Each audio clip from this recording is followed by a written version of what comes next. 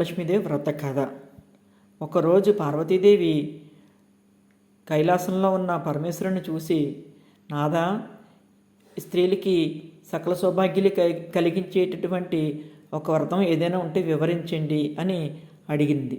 అప్పుడు ఆ పరమేశ్వరుడు, వరలక్ష్మీదేవి అనే ఒక వ్రతం ఉంది, దానిని నేను నీకు వివరిస్తాను, తెలుసుకో అని చెప్పి స్వామి పార్వతీదేవికి ఇలా వివరిస్తున్నారు.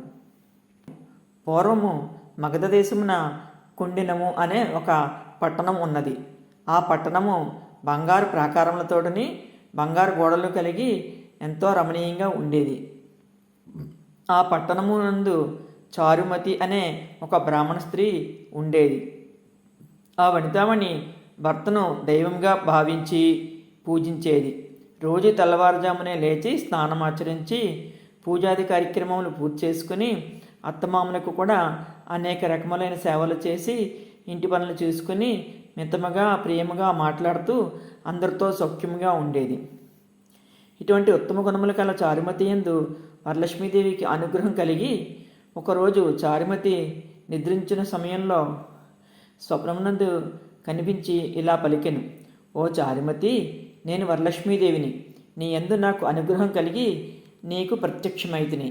నీవు శ్రావణ శుక్ల పౌర్ణమి ముందు వచ్చే శుక్రవారం రోజున నన్ను పూజిస్తే నీకు నీ వారికి కూడా సకల సౌభాగ్యాలు సిరి సంపదలు కలుగుతాయి అని పలుకగా చారుమతి ఆ స్వప్నంలోనే వరలక్ష్మీదేవి చుట్టూ ప్రదక్షిణములు నమస్కారములు చేస్తూ వివిధ స్తోత్రములు చేసి అమ్మవారిని ప్రార్థించెను.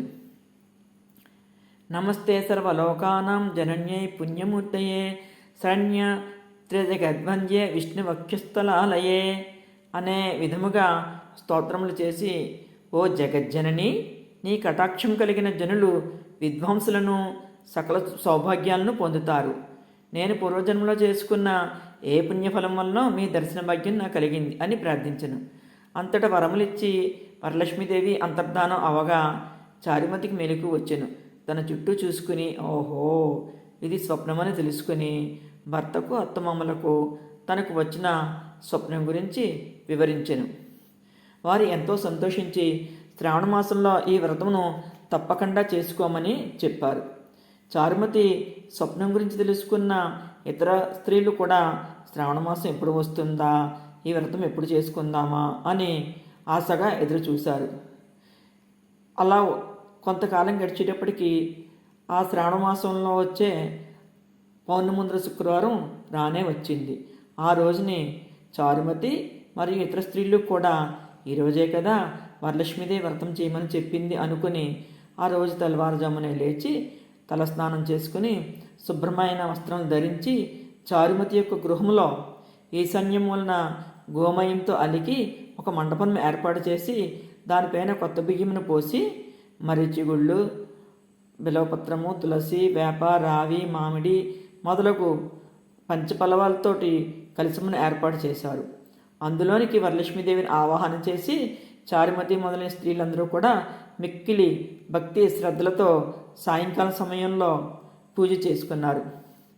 పద్మాసనే పద్మకరే సర్వలోకైక పూజితే నారాయణ ప్రియేదేవి సుప్రీత భవ సర్వదా అనే శ్లోకమును చెప్పి ధ్యాన ఆవాహనాది షోడశోపచారములతో అమ్మవారిని పూజించి 9 సూత్రములు కలిగిన తోరంబులను కట్టుకుని వరలక్ష్మీదేవికి కూడా తోరము సమర్పించి అనేక విధమైన నైవేద్యాలను సమర్పించి ఆ మండపం చుట్టూ ప్రదక్షిణలు చేశారు.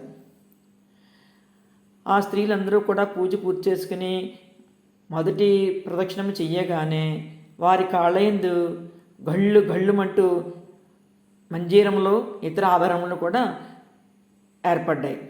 వారి మిక్కిలి సంతోషించి రెండో ప్రదక్షిణం చేయగానే వారి చేతులకు నవరత్నాలతో కూడిన బంగారు హస్తాభరణములు ప్రత్యక్షమయ్యాయి. వారు మరింత ఉత్సాహంతో మూడో ప్రదక్షిణము పూర్తి చేయగా వారికి సర్వాభరణములు లభ్యమయ్యాయి. అంతటా చారుమతి మొదలైన స్త్రీలు ఇళ్లల్లో సర్వాభరణములు, రథ, త్వరగా, గజ వాహనములు నిండి ఉండెను. ఆ స్త్రీలందరినీ తీసుకుని వెళ్ళడానికి వారి వారి ఇళ్ల నుండి రథములు, గుర్రములు వచ్చి చారుమతి ఇంటి దగ్గర ఉండెను. అప్పుడు చారుమతి ఇతర స్త్రీలు ఆ వ్రతమును కల్పోక్తంగా తమతో చేయించిన బ్రాహ్మణులకు గంధము పుష్పాలతో పూజించి కొన్ని ఉండ్రాలను దక్షిణ తాంబూలాలను ఇచ్చి నమస్కరించారు. ఆ బ్రాహ్మణుని ఆశీర్వాదం పొంది ఆ వరలక్ష్మీదేవికి నివేదించిన నైవేద్యమును బంధుమిత్రులతో కలిసి భుజించారు. తర్వాత వారి కొరకు వచ్చిన వాహనములను ఎక్కి వారి ఇళ్లకు వెళుతూ ఒకరితో ఒకరు, ఓహో చారుమతీదేవి ఎంతటి భాగ్యవంతురాలు! సాక్షాత్తు ఆ వరలక్ష్మీదేవియే ఆవిడ స్వప్నంలో వచ్చి ఈ వ్రతముని గురించి చెప్పినది అని చారుమతిని మిక్కిలి కొనియాడుతూ వారి ఇళ్లకు చేరినారు. అప్పటి నుండి చారుమతి ఇతర స్త్రీలు ప్రతి ఏటా కూడా ఆ వరలక్ష్మీదేవిని వ్రతమును చేస్తూ అష్ట ఐశ్వర్యములతో భోగభాగ్యములతో తులతూగుతూ ఉన్నారు. కావున ఓ పార్వతీదేవి, ఈ వ్రతమును 4 వర్ణముల వారు చేయవచ్చు. అలా చేసినచో వారికి సకల సుఖములు సౌభాగ్యములు వరలక్ష్మీదేవి యొక్క అనుగ్రహంతో కలుగుతాయి. ఈ కథను ఎవరైతే వింటారో చదువుతారో వారికి ఆ వరలక్ష్మీదేవి అనుగ్రహం కలుగుతుంది.